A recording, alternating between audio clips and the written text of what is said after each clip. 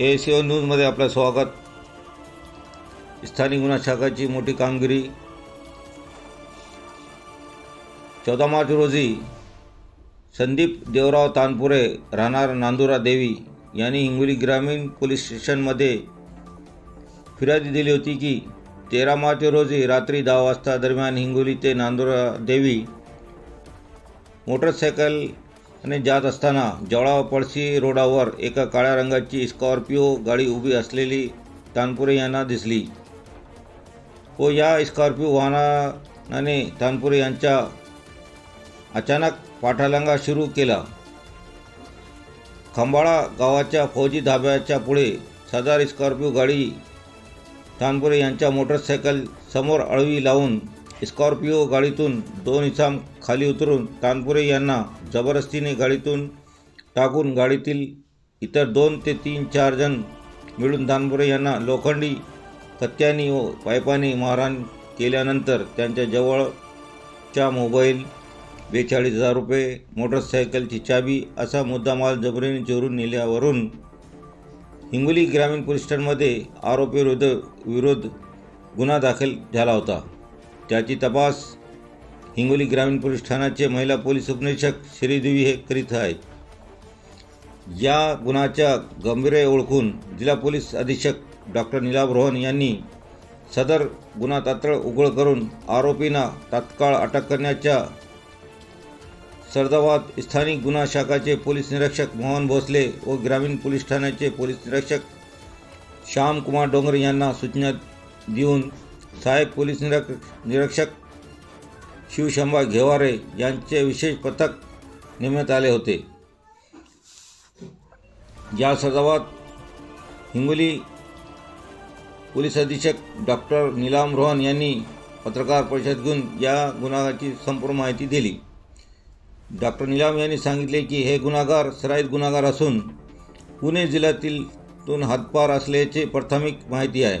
आरोपीकडून चोरी गेलेले रोख रक्कम 26,000 रुपये व गुन्ह्यात वापरलेली स्कॉर्पिओ वाहन व मोबाईल असा एकूण 16 लाख रुपयाचा मुद्दामाल जप्त करण्यात आला आहे. दाखल आहे त्याच्यावर आणि याच्यामध्ये तो 6 आरोपी यापर्यंत अटक आहे.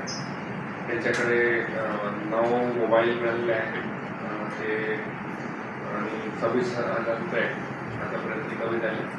त्याचे PCR मिळालेलं आहे. PCR आता पुढच्या कुठले क्राईममध्ये इन्व्हॉल्वमेंट आहे, अजून कुठे त्यांनी रॉबरी किंवा दरोडा वगैरे टाकलेला आहे त्याच्यामध्ये आता तपास चालू आहे. आणि ओव्हरऑल 16 लाख रुपयाचं स्कॉर्पिओ गाडी पण जप्त झाली. त्यांना इकडचा कोणी साथीदार आहे का सर? इकडचा एक आरोपी वाशिमचा आहे. सर, ते पुण्याच्या आरोपीने इकडचं ठिकाण काय निवडलं त्याचा काही शोध लागला का?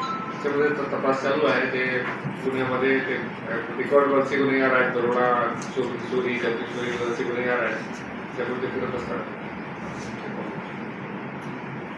एक गुन्हा नरसी नामदेवमध्ये पण आहे. 2017 मध्ये एकावर आहे.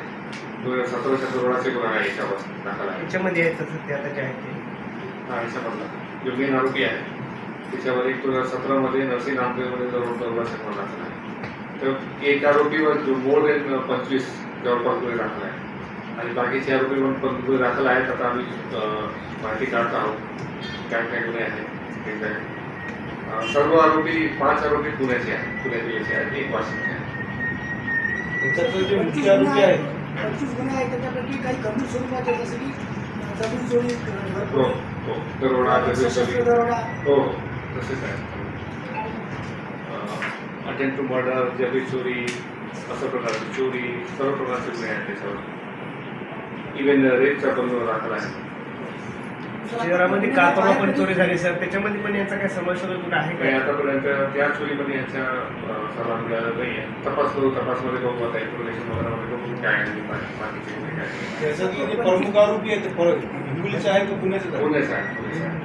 तो 25 वाला जो होता सर गुन्हे आहे तर त्याला नेमकं ताब्यात कसं घेतलेलं आहे, म्हणजे तो कारागृहातून कधी बाहेर आणला किंवा काय? त्याच्यावर आता रेकॉर्डप्रमाणे दाखल गुन्ह्या एक 26मध्ये लोणीकर पोलीस स्टेशनमध्ये आहे, तो कोल्हापूरमधून घेतले सर्व ताब्यात.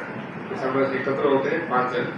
ते कोल्हापूरमध्ये लोकेशन आली, मग आम्ही कोल्हापूरमध्ये जाऊन घेतले. काही पोलीस स्टेशनमध्ये काही गुन्हे दाखल आहेत, त्याच्यावर ते फरार पण आहेत त्या पोलीस स्टेशनमध्ये. तिथे पण आम्ही माहिती पाठवत आहोत.